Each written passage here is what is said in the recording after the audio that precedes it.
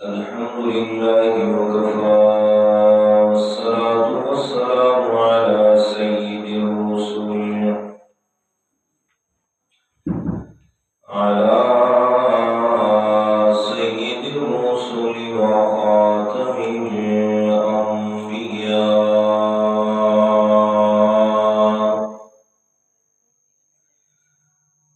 وعلى آله وأصحابه الأتقياء الذين هم خلاصة العرب العرباء وخير الخلائق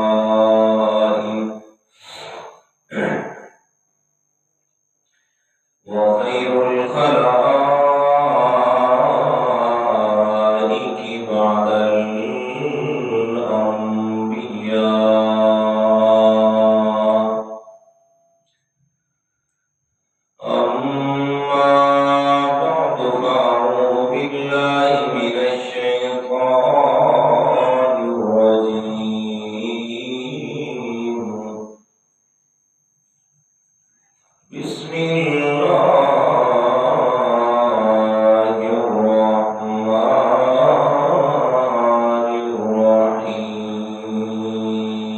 الرحيم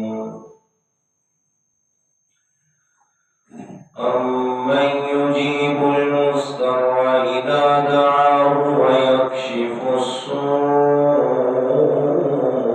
ويجعلكم خلفاء الأرض أإله مع الله الآية صدق الله العظيم اللهم صل على محمد النبي الأمي وعلى آله وأصحابه وسلم تسليما وہی آقا وہی داتا وہی مشکل کشا سب کا وہی ایک غوث اعظم ہے یہی للکار دیتا جا اسی کے نام پہ مرلے اسی کے نام جیتا جا اسی کے نام کی میں ہو تو ہر بر جام پیتا جا رہے توحید میں کرو سمندر شرک کے حائل رائے توحید میں کرو سمندر شرک کے حائل لگا دے جست موجوں میں طوفان سے نمٹتا جا جو جلتے ہیں تو جلنے دو جو ہے توحید کے دشمن ندا وحدت کی قرآن سے گلی کوچوں میں دیتا جا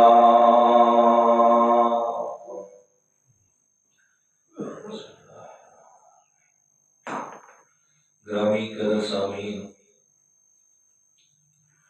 المخلصین الموحدین دوستوں بزرگوں عزیز ساتھیوں خالق کائنات نے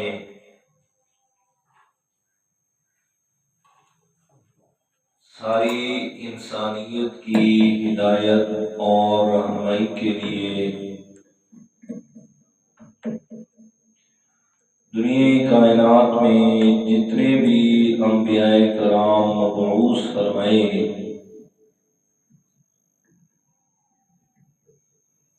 تمام کے تمام انبیاء کرام کو اللہ تعالی نے سب سے پہلے اور اولین جو حکم دیا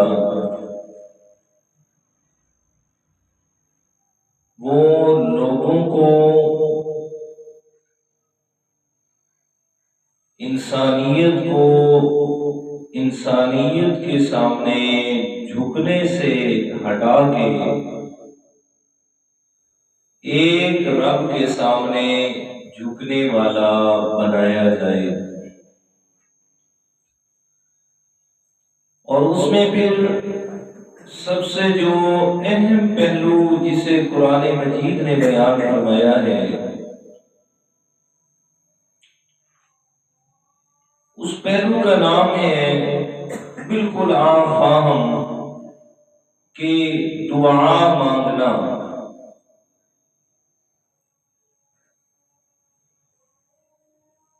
کہ جب بھی مشکل آئے، خوشی آئے، دکھ آئے، سکھ آئے، حالات جیسے مرضی آ جائیں، ہر حالت کے اندر اپنے رب سے ہی مانگنا ہے، اس کا در چھوڑ کے کہیں اور نہیں جاتا۔ اسی لیے حدیث مبارکہ میں الدعاء مخ العبادہ کہ اللہ تعالیٰ نے دعا کو عبادت کا مغز اور خلاصہ بنایا ہے۔ اور دوسری حدیث مبارکہ میں فرمایا الدعاء هو العبادہ کہ دعا مانگنا ہی اصل عبادت ہے۔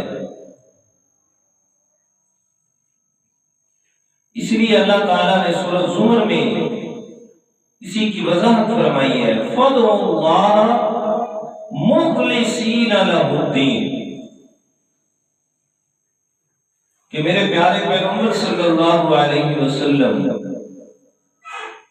آپ نے درس یہ دینا ہے کہ فَادْعُوا اللَّهَ مُخْلِصِينَ لَهُ الدِّينَ کہ اپنے رب سے دعا مانگو، اپنے رب کو پکارو خالص کر کے۔ اور پھر اللہ تعالیٰ نے بھی اسی چیز کا حکم فرمایا 24ویں پارے میں وَقَالَ رَبُّكُمْ ادْعُونِي أَسْتَجِبْ لَكُمْ کہ تمہارا رب تمہیں یہ فرما رہا ہے ادعونی مجھ سے دعا مانگا کرو، استجب لکم میں اللہ تعالیٰ تمہاری دعاؤں کو قبول فرماتا ہوں۔ اور پہلے بارے میں فرمایا اذا دعوت الداعی اذا دعان کہ جب بھی مجھ سے دعائیں مانگنے والا دعائیں مانگتا ہے تو میں اللہ تعالیٰ اجیب دعوت الداع میں اس کی دعاؤں پر اس کو جی کر کے جواب دیتا ہوں، اجیب میں اس کا جواب دیتا ہوں، اس کو قبول فرماتا ہوں۔ تو تمام انبیاء کرام بشمول پیارے پیغمبر صلی اللہ علیہ وسلم کے ہر ایک نے سبق اولین اسباق میں سے جو دیا سو سب سے پہلے یہی سبق کہ کائنات سے کٹ کے ایک اپنے رب سے جڑ جاؤ، ایک اپنے رب کے ساتھ اپنا تعلق بنا لو۔ سو رب سے تعلق کیسے بنے گا؟ فرمایا وہ آپ نے ہر حالت کے اندر چاہے خوشی ہے، چاہے غم ہے، دکھ ہے، سکھ ہے، کچھ بھی ہے، فرمایا دعا کے لیے ہاتھ اٹھانے یا پھر دل متوجہ کرنا ہے دعا کے لیے جس کی طرف تو وہ صرف ایک رب کی ذات ہے، اس کے علاوہ اور کوئی نہیں۔ پھر اللہ تعالیٰ نے قرآن مجید کے اندر اسی بات کی یعنی اسی دعا کے مسئلے کی وضاحت فرمائی ہے مزید کہ میں اللہ تعالیٰ کس آدمی کی دعا کو کبھی بھی رد نہیں کرتا، مگر میں حدیث مبارکہ ہے کہ بندہ مومن جب بھی ہاتھ اٹھاتا ہے تو اللہ تعالیٰ کسی بھی بندہ مومن کی دعا کو رد نہیں فرماتے، ہاں اس کی قبولیت کے اندر درجات مختلف ہوتے ہیں۔ اور میں سب سے پہلا درجہ یہ ہوتا ہے کہ جو انسان بندہ مومن جو رب سے مانگ رہا ہے، اگر وہ چیز اسی وقت اسی مرحلے میں اس کے لیے مناسب ہے اور مفید ہے، اللہ تعالیٰ فوراً اس کو عطا فرما دیتے ہیں۔ اور دوسرا درجہ ہوتا ہے دعا کی قبولیت کا، فرمایا کہ ہو سکتا ہے اس وقت تک وہ انسان کے لیے بندہ مومن کے لیے مفید مناسب نہ ہو، اللہ تعالیٰ پھر اس دعا کو اپنے ہاں محفوظ فرما لیتے ہیں، اور آنے والے وقت کے اندر جب اس کے لیے مناسب ہوتا ہے تو انسان کو بن مانگے بہت ساری نعمتیں اللہ تعالیٰ عطا فرما دیتے ہیں اس دعا کی برکت کی وجہ سے۔ اور تیسری چیز یہ ہوتی ہے کہ ہو سکتا ہے انسان جو چیز مانگ رہا ہو وہ دنیا کے اندر اس کے لیے مناسب ہی نہ ہو، اس لیے کہ انسان تو نہیں جانتا نا کہ آنے والے وقت میں میرے لیے کون سی چیز وہ مناسب ہے اور کون سی نہیں ہے، کون سی مفید ہے اور کون سی نقصان دہ ہے۔ فرمایا کہ انسان نہیں جانتا، جو انسان کے لیے دنیا میں مفید نہیں ہے اللہ تعالیٰ اسے آخرت کے لیے اس دعا کو محفوظ اور ذخیرہ کر لیتے ہیں اپنے پاس۔ فرمایا جب قیامت کے دن انسان کا حساب ہوگا پھر اللہ تعالیٰ ان دعاؤں کا اجر و ثواب اسے عطا فرمائیں گے۔ بندہ مومن عرض کرے گا مولا یہ کیا ہے، یہ تو میرے کوئی نیکیاں تھی نہیں جو تو مجھے عطا کر رہا ہے اتنا ثواب۔ اللہ تعالیٰ فرمائیں گے یہ تیری ان دعاؤں کا اجر ہے جو دعائیں تو دنیا میں کیا کرتا تھا اور میں اللہ نے وہ نہیں دیا آپ کو جو مانگ رہے تھے، پر میں ان کا اجر و ثواب میں اللہ تعالیٰ نے تمہیں آج عطا فرمایا ہے۔ اور پھر انسان یہ خواہش کرے گا کاش کہ دنیا کے اندر میری کوئی بھی دعا قبول نہ ہوتی اور سب کچھ مجھے یہاں آخرت میں عطا کیا جاتا۔ یہ ایک الگ بات ہے اور اس میں کوئی شک نہیں، لیکن قرآن مجید کے اندر اللہ تعالیٰ نے اس بات کی بھی وضاحت فرما دی، فرمایا کہ کون کس حالت میں اللہ تعالیٰ سے مانگے گا تو میں نے اس کی دعا کو ضرور قبول فرمانا ہے۔ اب وہ اصول، وہ طریقہ، وہ ذریعہ، وہ قانون قرآن مجید میں اللہ تعالیٰ نے بیان فرمایا ہے۔ دیکھیے گا قرآن مجید کی آیت کریمہ، یہ سورۃ النمل اور 20واں پارہ اور 20ویں پارے کا پہلا رکوع ہے، انداز دیکھیے گا۔ اعوذ باللہ من الشیطان الرجیم، بسم اللہ الرحمن الرحیم۔ امن یجیب المضطر اذا دعا ویکشف السوء ویجعلکم خلفاء الارض أإله مع اللہ۔ اللہ تعالیٰ فرماتے ہیں امن یجیب المضطر اذا دعاہ، بھلا بتائیے گا یہ بات کہ کون ہے وہ ذات کہ جو مضطر آدمی کی دعاؤں کو قبول کرنے والا ہے، اذا دعا کہ جس وقت وہ دعا کرتا ہے، وَيَكْشِفُ السُّوءَ اور کون ہے جو اس کی تکلیف کو دور کر دیتا ہے، وَيَجْعَلُكُمْ خُلَفَاءَ الْأَرْضِ اور کون ہے وہ ذات کہ جس نے تمہیں زمین پہ نائب و خلیفہ بنا دیا ہے۔ أَإِلَٰهٌ مَّعَ اللَّهِ کیا اس اللہ اللہ کے علاوہ کوئی اور تمہارا الہ ہے جو یہ سارے کام کر رہا ہے؟ تو فرمایا یجیب المضطر اذا دعا، کون ہے کہ جو مجبور آدمی جب وہ دعا کر رہا ہوتا ہے تو اس کی دعا کو قبول کرتا ہے۔ اب یہ جو فرمایا کہ یجیب المضطر، یہ مضطر آدمی کون ہے؟ کون ہے جسے اللہ تعالیٰ نے مجبور اور مضطر فرمایا اور ساتھ میں اس کی دعا کو قبول کرنے کا خوش آئند بھی فرما دیا؟ فرمایا مجبور ہو کے مضطر ہو کے میں اللہ تعالیٰ سے مانگو، میں اللہ تعالیٰ ضرور تمہیں عطا فرماؤں گا۔ مضطر اور مجبور ہوئے جو ساری کائنات سے مکمل طور پہ کٹ کے سارے سہاروں سے، سارے ہیلوں اور ذرائعوں اور وسیلوں سے قطعی اور یقینی طور پر مایوس ہو کے ایک اپنے رب کی طرف دل لگاتے اور کہتے ہیں مولا ساری کائنات سے بے سہارا ہو کے، ساری کائنات کے سارے سہاروں کو چھوڑ کے مولا تیرے پاس آیا ہوں، اگر تو نے عطا نہ کیا تو میں کسی اور طرف جانے کے لیے تیار نہیں ہوں، صرف تیری ذات پہ میں نے امید لگائی ہے۔ فرمایا جو سارے اسباب، سارے وسائل سے قطع تعلق ہو کے ایک رب کی ذات پہ یقین کامل اور امید لگا کے آتا ہے، اللہ تعالیٰ فرماتا ہے یجیبو، ایسے مضطر آدمی کی دعا کو میں اللہ تعالیٰ فوراً قبول کر لیتا ہوں۔ اب مضطر ہو کے اور مجبور ہو کے اللہ تعالیٰ سے مانگیے گا میرے پیارے، اور یاد رکھیں دنیا کائنات میں چاہے کوئی جتنا بڑا ہی کیوں نہ ہو جائے،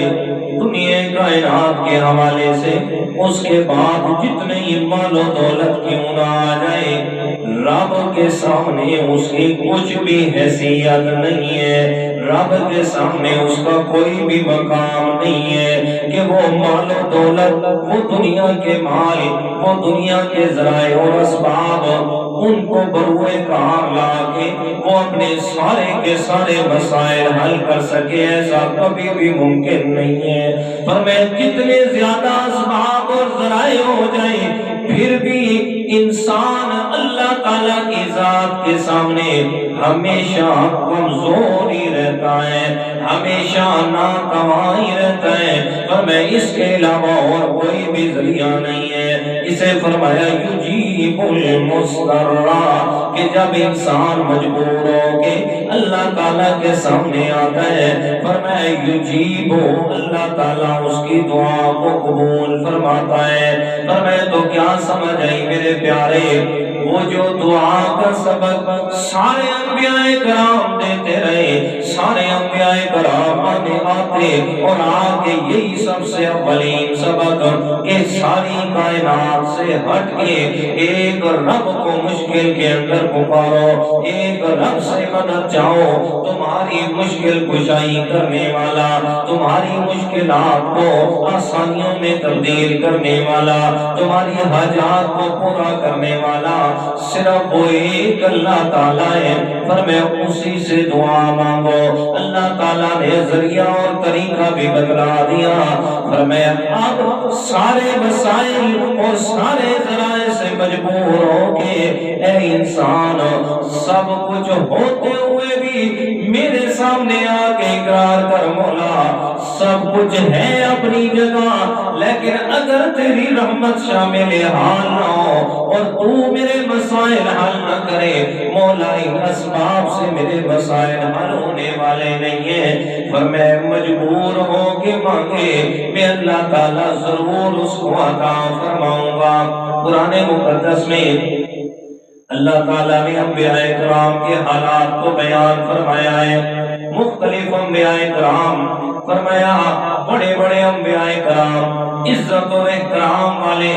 لیکن ان پہ بھی مشکل آئی تو انہوں نے بھی دعا کے لیے ہاتھ اٹھائے تو صرف اپنے رب کو پکارائے۔ اللہ تعالیٰ نے اپنے ایک بڑے ہی عالی شان، بڑے ہی مرتبے اور ذیشان پیغمبر کا ذکر فرمایا۔ فرمایا وَظَنُّونَ إِذْ ذَهَبَ مُغَاضِبًا فَظَنَّ أَن لَّن نَّقْدِرَ عَلَيْهِ فِي الظُّلُمَاتِ فَنَادَىٰ فِي الظُّلُمَاتِ أَن لَّا إِلَٰهَ إِلَّا أَنتَ سُبْحَانَكَ إِنِّي كُنتُ مِنَ الظَّالِمِينَ۔ اللہ تعالیٰ فرماتے میرے پیارے مدنی کریم جناب محمد الرسول اللہ صلی اللہ علیہ وسلم اس قرآن مقدس میں میرے پیارے پیغمبر وہ جو مچھلی والے پیغمبر سیدنا حضرت یونس علیہ السلام فرمائے ان کا بھی تذکرہ کیجئے گا۔ وَظَنُّونَ إِذْ ذَهَبَ مُغَاضِبًا فَظَنَّ أَن لَّن نَّقْدِرَ عَلَيْهِ فَنَادَىٰ فِي الظُّلُمَاتِ۔ فرمایا وہ پیغمبر اِذْ ذَهَبَ مُغَاضِبًا جب اپنی قوم والوں سے بڑا غصہ ہو کے جا رہا تھا، اور قوم والوں کی حالت بھی اللہ تعالیٰ نے سورہ یونس میں بیان فرمائی ہے کہ سورہ یونس سیدنا یونس علیہ السلام کے نام پہ اللہ تعالیٰ نے نازل فرمائی۔ فرمائے قوم والوں کی حالت فَلَوْلَا كَانَتْ قَرْيَةٌ آمَنَتْ فَنَفَعَهَا إِيمَانُهَا إِلَّا قَوْمَ يُونُسَ لَمَّا كشفنا عنهم عذاب الخزي في الحياة الدنيا ومتعناهم إلى حين۔ سورہ یونس اور آیت کے نمبر 98 11واں پارہ اللہ تعالیٰ فرماتے یونس علیہ السلام نے اپنی قوم کو میں اللہ کا پیغام سنایا، قوم والے ماننے کے لیے تیار نہیں ہے۔ یونس علیہ السلام نے اللہ تعالیٰ سے دعا فرمائی مولا ان میں سے کوئی بھی نہیں آتا لہذا ان پہ عذاب نازل فرما دے۔ اللہ تعالیٰ نے فرمایا میرے پیارے یونس 3 دن عذاب میں سے رہ گئے، 3 دنوں کے اندر 3 بڑی نشانیاں ظاہر ہوں گی، فرمایا اس کے بعد ان پہ عذاب آ جائے گا۔ فرمایا پہلی نشانی آسمان سے ہو جائے گا، دوسری نشانی دوسرے دن سرخ ہو جائے گا، اور تیسری نشانی اس کے بعد آسمان سے میں اللہ تعالیٰ نے عذاب کا نزول کرنا ہے، فرمایا بجلی برسنی ہے اور ختم ہو جانے ہیں۔ حضرت یونس علیہ السلام نے یہ 3 نشانیاں بتائی اور قوم والوں کو بتایا، فرمایا ایسے عذاب آ جائے گا، یہ 3 نشانیاں ظاہر ہوں گی، سمجھ لینا کہ اب اللہ کا عذاب آ گیا۔ فرمایا ادھر قوم والوں کو بتایا، ادھر دوسری طرف حضرت یونس علیہ السلام نے دل میں سوچا ہے اب میرا یہاں رہنا مناسب نہیں، چلو ایسا کرتا ہوں یہاں سے دریا کے راستے دوسری طرف چلا جاتا ہوں، وہاں جا کے اللہ تعالیٰ کا پیغام سناؤں گا، لوگوں کا فائدہ ہوگا۔ حضرت یونس علیہ السلام آئے، آ کے دریا کے کنارے اور کشتی میں بیٹھ گئے۔ اب پیچھے قوم والوں کا کیا حال ہے؟ حضرت یونس علیہ السلام تو جا رہے ہیں، قوم والوں نے دیکھا پہلا دن فرمایا آسمان سے آنا شروع ہو گیا، فرمایا ساری کی ساری بستی والے بشمول اپنے جانوروں کے، عورتوں کے، بچوں کے، بوڑھے اور جوان سب کے سب کھلے میدان میں آ گئے، آگے اللہ تعالیٰ سے دعا کر رہے ہیں مولا ہم سے غلطی ہو گئی ہے، واقعتاً تیرا پیغمبر سچا تھا یونس، فرمایا ہم آپ پہ ایمان لاتے ہیں، آپ کی بات مانتے ہیں، ہم سے عذاب ٹال لے۔ اللہ تعالیٰ فرماتے ہیں فَلَوْلَا كَانَتْ قَرْيَةٌ آمَنَتْ فَنَفَعَهَا ایمانها الا قوم یونس، فرمایا دنیا کائنات میں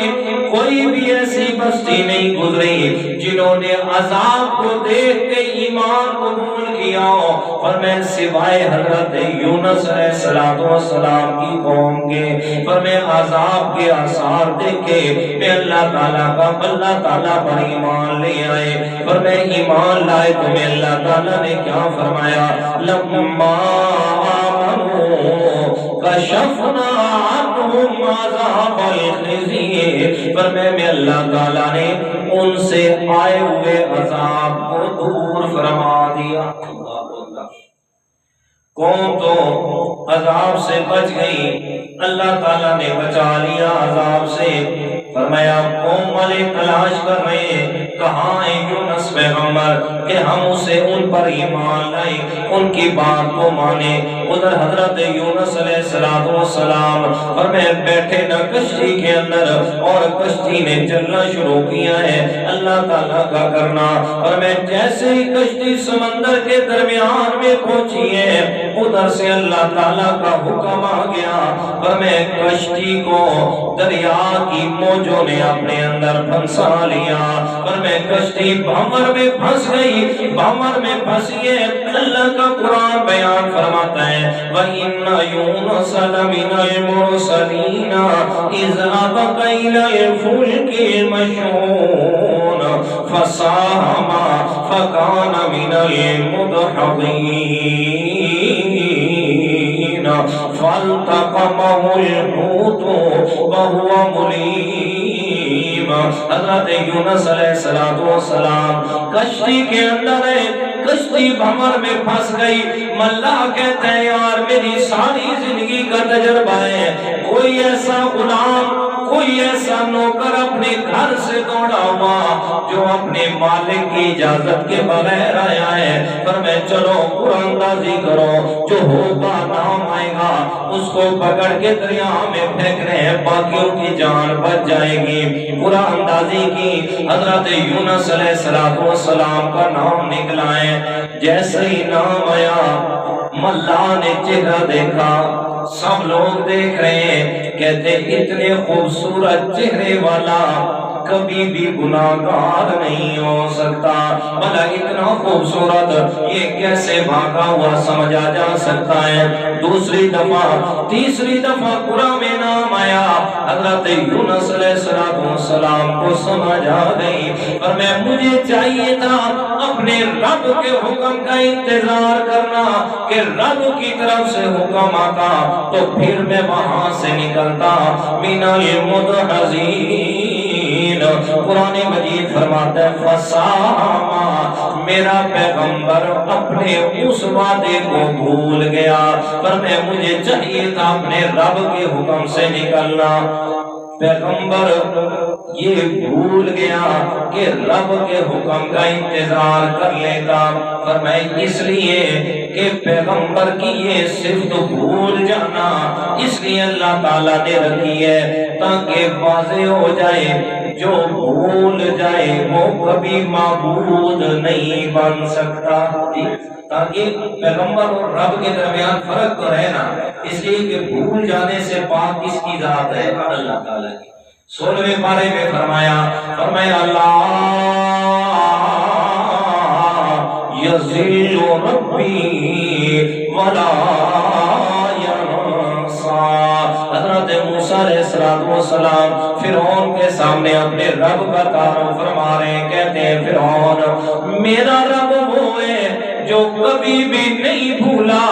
میرا رب بھولنے سے پاک ہے۔ حضرت یونس علیہ السلام بھول گئے تو کیا سمجھ آئی؟ جو بھول جائے وہ عالم الغیب نہیں ہوا کرتا، جو بھول جائے وہ کبھی عبادت کے لائق نہیں ہوا کرتا۔ حضرت یونس علیہ السلام فرمائے کشتی سے سیدھے دریا میں آئے، اللہ تعالیٰ فرماتے ہیں ہم نے آگے انتظام فرمایا فَالْتَقَمَهُ الْحُوتُ فَهُوَ مُلِيمٌ، میں نے حکم دیا کہ کشتی کو، میں نے حکم دیا کہ اور میں بہت بڑی مچھلی کو خیال کرنا میرا پیغمبر آ رہا ہے، فَالْتَقَمَهُ، فرمائے اس کو کھانا نہیں ہے، آپ نے اس کو نگل جانا ہے، کیا کرنا ہے؟ نگل جانا ہے۔ حضرت یونس علیہ السلام فرمایا اس مچھلی کے منہ کھولا، سیدھا مچھلی کے پیٹ میں پہنچ گئے ہیں۔ اب وہاں پہنچے، رب کا قرآن فرماتا ہے فَلَوْلَا أَنَّهُ كَانَ مِنَ الْمُسَبِّحِينَ لَلَبِثَ فِي بَطْنِهِ إِلَى يَوْمِ يُبْعَثُونَ۔ اور دنیا کائنات والوں، اگر میرا یونس پیغمبر اس مچھلی کے پیٹ میں رہ کے میں اللہ تعالیٰ سے مدد نہ مانگتا تو قیامت تک مچھلی کے پیٹ میں رہتا۔ لَلَبِثَ فِي بَطْنِهِ، فرمایا میں اللہ تعالیٰ قیامت تک اسے مچھلی کے پیٹ میں رکھتا اگر یونس پیغمبر میں اللہ تعالیٰ سے مدد نہ مانگتا۔ اور میرے دوستو، حضرت یونس علیہ السلام اللہ تعالیٰ کے برگزیدہ پیغمبر ہیں، بڑے عالی شان اور ذی شان پیغمبر ہیں۔ فرمایا پھنسے نہ مچھلی کے پیٹ کے اندر، وہاں جا کے اپنے رب کو پکارے مجبور ہو کے۔ فرمایا کن الفاظ میں، وہ بھی اللہ تعالیٰ کا قرآن بیان فرماتا ہے، فرمایا وَظَنُّونَ إِذْ ذَهَبَ مُغَاضِبًا فَظَنَّ أَن لَّن نَّقْدِرَ عَلَيْهِ فَنَادَىٰ فِي الظُّلُمَاتِ، فرمایا وہ پانی کے اندھیروں میں حضرت یونس علیہ السلام نے مضطر اور مجبور ہو کے اس مشکل میں پکارا، فرمایا لا الہ الا انت سبحانک انی کنت من الظالمین۔ مولا تیرے علاوہ میرا کوئی الہ اور معبود نہیں ہے، پر میں تو شریکوں سے پاک ہے۔ کیا مطلب؟ مولا میں اس مشکل میں پھنس گیا اور مشکل میں مدد کرنے والا تیرے علاوہ اور کوئی نہیں ہے۔ انی کنت من الظالمین، میں نے اپنا نقصان کر دیا، مجھ سے یہ غلطی اور یہ جناب سرزد ہو گیا کام، پر میں یہ مجھ سے ہو گیا، مشکل میں پھنس گیا ہوں، اب اس مشکل میں مدد کرنے والا صرف تو ہی ہے۔ اللہ تعالیٰ فرماتے ہیں فَاسْتَجَبْنَا لَهُ وَنَجَّيْنَاهُ مِنَ الْغَمِّ، فرمایا میں اللہ تعالیٰ نے اس کی دعا کو قبول بھی فرمایا، اور میں اللہ تعالیٰ نے یونس علیہ السلام کو اس غم سے نجات بھی عطا فرمائی ہے۔ تو یہ اللہ کے پیغمبر ہے یونس علیہ السلام، وہ کشتی پہ سوار ہیں اور کشتی بھنور میں پھنسی ہوئی ہے، اور کشتی بھنور میں پھنسی ہوئی ہے۔ آج تو یہاں لمبی لمبی کہانیاں لوگوں نے گڑھی ہوئی ہیں کہ جناب وہ کشتی جا رہی تھی پورے برات لے کے، اور پوری کشتی جو ہے وہ پانی میں ڈوب گئی، اور پھر حضرت صاحب نے 12 سال کے بعد کشتی کو صحیح سالم اور تمام تر لوگوں کو زندہ کر کے دوبارہ جناب کشتی کو کنارے پہ لگا دیا۔ یہ پتنی اللہ تعالیٰ رحمت فرمائے جس کے بارے میں بھی مشہور ہے، لیکن ادھر سمجھیے گا میرے پیارے، یہ اللہ تعالیٰ کے پیغمبر ہے، یہ اللہ تعالیٰ کے سچے پیغمبر ہے یونس علیہ السلام، اور میں کشتی کے اندر موجود بیٹھے ہیں اور کشتی بھنور میں پھنسی ہے۔ سارے لوگ کہتے ہیں کہ کشتی تبھی بچے گی جب یونس پیغمبر کشتی سے باہر جائے گا، اور بھائی یونس پیغمبر کشتی میں ہو تو کشتی ڈوبتی ہے، اور کشتی سے نیچے جائے تو کشتی بچتی ہے۔ تو کیا سمجھ آئی؟ کشتیوں کو ڈبونا اور بچانا یہ کسی انسان کے بس میں نہیں ہے، یہ کس کی قدرت کاملہ ہے؟ اللہ تعالیٰ کی۔ اور ایسے خام خواہ سے لمبی چوڑی کہانیاں گھڑنے کی کیا ضرورت ہے؟ اور میں اتنا یہ جی ہو گیا جی اور وہ ہو گیا، سب بکواس ہے میرے دوست۔ رب کا قرآن کہتا ہے مشکلات میں تمہاری مشکل کشائی کرنے والی ذات کس کی ہے؟ اللہ تعالیٰ کی۔ نہ کوئی پیغمبر مشکل کشا ہے، نہ حضرت علی مشکل کشا ہے، نہ کوئی ولی مشکل کشا ہے۔ مشکل کشا ہے تو صرف کس کی ذات ہے؟ اللہ تعالیٰ کی۔ اور دیکھیے اللہ تعالیٰ نے ایک اور پیغمبر کا ذکر فرمایا ہے، فرمایا جس پیغمبر کے نام پہ پوری سورت کو نازل فرمایا، اور اس پوری سورت میں اللہ تعالیٰ نے ایک ہی پیغمبر کا ذکر فرمایا ہے، وہ ہے سیدنا حضرت یوسف علیہ السلام، جسے اللہ تعالیٰ نے بے مثال حسن سے نوازا تھا، فرمایا بے مثال حسن کا بے تاج بادشاہ بنایا۔ فرمایا حضرت یوسف علیہ السلام فرمایا جب بکتے بکاتے عزیز مصر کے گھر میں پہنچے، فرمایا وہ جو عزیز مصر کی بیوی ہے، فرمایا ماں بن کے پہلے پرورش بھی کر رہی ہے، لیکن جب پہنچے نہ جوانی پہ، پھر حضرت یوسف علیہ السلام کا حسن و جمال ہے، ادھر سے جوانی ہے۔ اللہ تعالیٰ فرماتے ہیں ہم نے یوسف علیہ السلام کو امتحان میں ڈالا ہے۔ قرآن مجید کا انداز فرمائے وَلَمَّا بَلَغَ أَشُدَّهُ آتَيْنَاهُ حُكْمًا وَعِلْمًا وَكَذَلِكَ نَجْزِي الْمُحْسِنِينَ۔ حضرت یوسف علیہ السلام جوانی کو پہنچے میں اللہ تعالیٰ نے انہیں اپنی طرف سے حکمت اور علم عطا فرما دیا۔ اب امتحان آ رہا ہے، وَرَاوَدَتْهُ الَّتِي هُوَ فِي بَيْتِهَا عَن نَّفْسِهِ وَغَلَّقَتِ الْأَبْوَابَ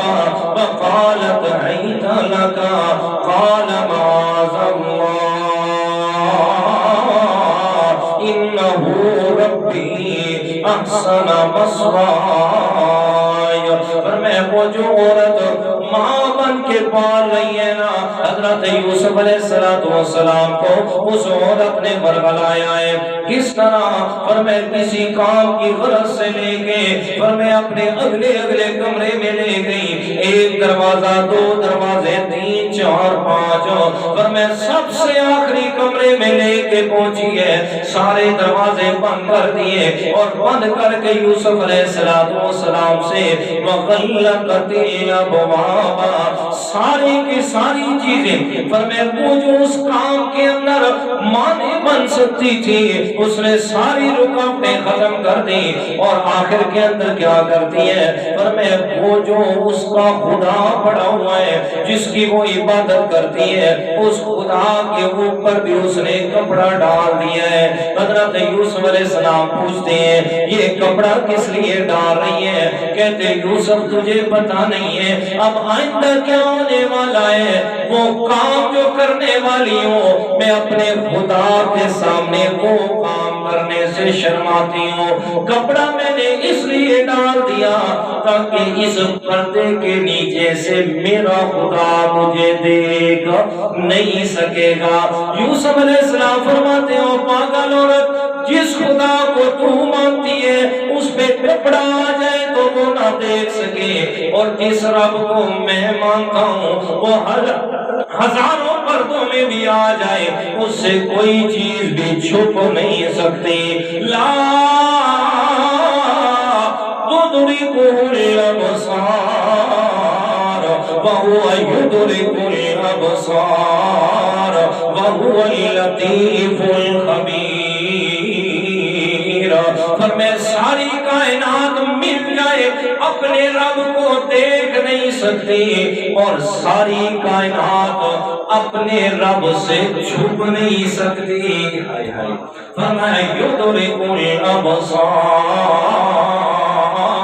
ساری کائنات کو ہر وقت میں، ہر لحظے میں، ہر حالت میں وہ دیکھنے والا ہے۔ فرمایا اب یہ سارے کام کیے اور آخر میں اس نے کیا کیا؟ فرمایا بے لباس ہو گئی، لباس بھی اتار دیا اور کہتی ہے قالت حیت لکا،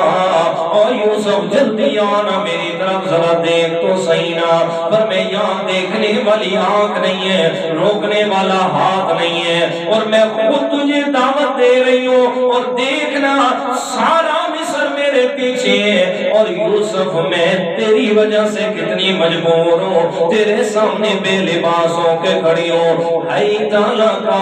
جلدی آنا میرے پاس آ کے میری خواہش کو پورا کر۔ مفسرین اکرام نے بڑی عجیب بات لکھی ہے، فرمایا جب زلیخا نے یہ کہا قالت حیتا او یوسف جلدی آ، فرمایا جلدی آ، حیتا جلدی آ۔ یوسف علیہ السلام ادھر ادھر دیکھتے یار یہ کس سے بات کر رہی ہے، معصوم پیغمبر ہے نا، گناہوں سے پاک ہے۔ فرمایا جب دعوت گناہ کو دیکھا نہ حیران ہوئے، آگے سے زلیخا کہتی ہے لکا، اور یوسف میں تجھ سے کہہ رہی ہوں، یا تیسرا آدمی اور کوئی نہیں ہے۔ یوسف علیہ السلام فوراً مشکل میں پھنسے نہ دیکھا، اور میں یہ گناہ کی دعوت دے رہی ہے، اس گناہ کی طرف مجھے بلا رہی ہے، اس مشکل کے اندر اب میں کہاں جاؤں؟ فوراً زبان سے آیا معاذ اللہ، مولا اس مشکل کے اندر میں یوسف کو بچانے والا تیرے علاوہ اور کوئی بھی نہیں ہے۔ حضرت یوسف علیہ السلام جیسے ہی رب کو پکارے ہیں، اللہ تعالیٰ فرماتے ہیں میرے یوسف جب پکارا مجھے پھر کھڑا کیوں ہے یہاں سے دوڑنا؟ حضرت یوسف علیہ السلام دوڑتے جا رہے ہیں، اللہ تعالیٰ کی رحمت دروازے کھولتے جا رہی ہے۔ یہ فرمایا مستر اور مجبور ہو کے جب مانگنا تو اپنے رب سے، فرمایا پھر وہ رب تمہیں ضرور عطا فرماتا ہے۔ اصل حالت یہ ہے ہم دعائیں مانگتے نہیں ہیں جی، ہم دعا مانگتے نہیں ہیں، دعا پڑھتے ہیں۔ مانگنے اور پڑھنے میں فرق ہے، دعا مانگتے نہیں ہیں، جیسے مانگی جاتی ہیں، جیسے مانگنے کا حق ہے، فرمایا ویسے نہیں مانگتے۔ حدیث مبارکہ سنے اور بات ختم۔ اللہ تعالیٰ کے پیارے پیغمبر نے فرمایا مجھے بچوں کی کچھ عادات بڑی پسند ہے، فرمایا بچوں کی عادات بڑی پسند ہے۔ فرمایا کون سی عادات؟ فرمایا پہلی عادت مٹی میں کھیلتے ہیں، ان میں فخر نہیں ہوتا، فرمایا مٹی سے کھیلتے ہیں، فرمایا اظہار اس بات کا کرتے ہیں بنے بھی مٹی سے بیٹھے بھی مٹی میں، تو تکبر کس بات کا؟ فرمایا مٹی سے کھیلتے ہیں، ان میں تکبر نہیں ہوتا۔ دوسری بات فرمایا بچوں کے اندر منافقت اور جھوٹ نہیں ہوتا جی۔ چھوٹا بچہ ہے نا، معصوم بچہ ہے، چیز کھا رہا ہے، آپ اس سے مانگے بیٹا مجھے چیز دے دے، اگر دینی ہوگی تو دے دے گا، نہیں دے گا تو نہیں دیتا، بالکل۔ اور بڑے آدمی سے مثلا ہم سے کوئی مانگ لے، اب دل میں ہے کہ نہیں دینی، اب اس نے مانگ بھی لیا، ہزار آگے سے او جی یہ جی فلاں جی چلے جی آپ جو کہہ رہے ہیں تو لے لے، ہزار ہیلے جھٹال کر کے دکھاتے رہتا، ٹھیک ہے، لیکن بچوں کی تو ٹوکا دینی ہے تو ٹھیک، نہیں دینی تو فوراً نہ، کوئی منافقت جھوٹ نہیں ہے۔ فرمایا بچوں کی یہ عادات بڑی پسند ہے۔ تیسری بات جو موضوع سے مناسب ہے، فرمایا بچوں کی یہ بات بڑی پسند ہے، فرمایا رو کے بات منوا لیتے ہیں جی، رو کے بعد منوا لیتے ہیں۔ فرمایا کبھی اپنے رب سے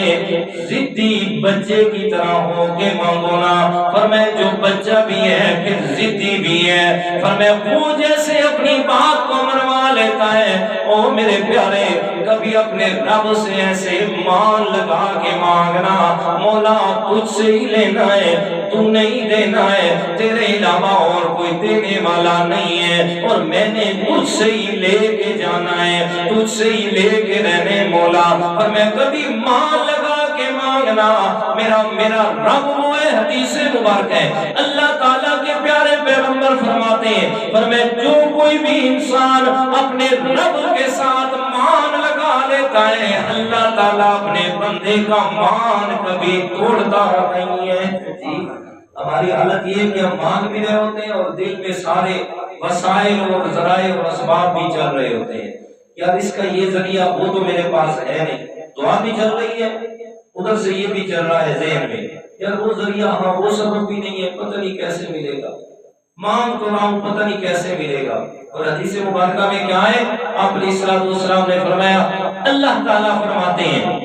انا عند ظن عبدی بی، میں بندے کے ساتھ معاملہ اس کے گمان والا کرتا ہوں۔ انسان کا جیسا گمان ہوتا ہے نا میرے ساتھ، میں ویسے ہی معاملہ کرتا ہوں۔ یہ حدیث مبارکہ اتنی وسیع مفہوم کی حامل ہے نا،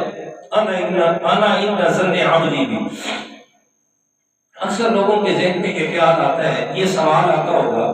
ہم سے بھی کئی لوگ سوال کرتے ہیں اس بارے میں، کہتے جی آپ کہتے ہیں کہ جب سب کچھ اللہ تعالیٰ نے دینا ہے، اس کے علاوہ کوئی اور دینے والا نہیں ہے، تو اکثر اوقات میں ہم دیکھتے ہیں کہ جناب کوئی آدمی کسی کو اولاد چاہیے، وہ جاتے ہیں جناب کسی جھنڈے پہ جا کر وہاں منت مانتے ہیں، کسی جگہ پہ جا کے جھنڈا لگاتے ہیں، کسی پہ جا کے جناب منت مان کے آتے ہیں، کیا کرتے ہیں، تو بیٹا تو پھر بھی ان کا ہو جاتا ہے۔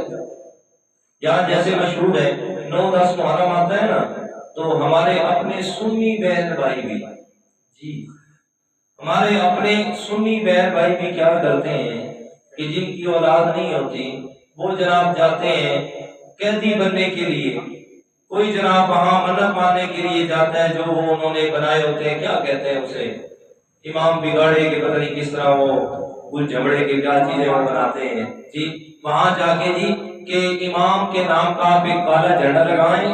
اللہ آپ کو نا آپ کو اولاد مل جائے گی، اللہ نہیں آپ کو اولاد مل جائے گی، جی تو جا رہے ہوتے ہیں لوگ، ہمارے اپنے سنی بہن بھائی بھی جا رہے ہوتے ہیں کہ جی وہاں منت مان کے آئے، جھنڈا لگا کے آئے، فلاں کر کے آئے، آپ کو اولاد مل جائے گی، بیٹا نہیں ہے تو بیٹا مل جائے گا،